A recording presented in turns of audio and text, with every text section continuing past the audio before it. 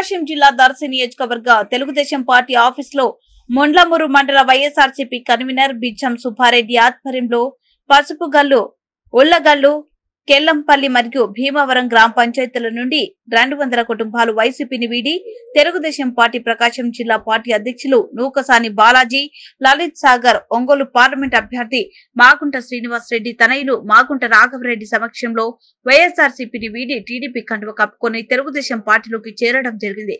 ఈ కార్యక్రమానికి మండల టీడీపీ నాయకులు, మొండ్లమూరు మండల టీడీపీ అధ్యక్షులు కూరపాటి సీను, మాజీ అధ్యక్షులు సోమేపల్లి సీను, మాజీ ఎంపీపీ మందలపు వెంకట్రావు, మాజీ సర్పంచ్ వెంకట్రావు తదితర టీడీపీ నాయకులు పాల్గొన్నారు।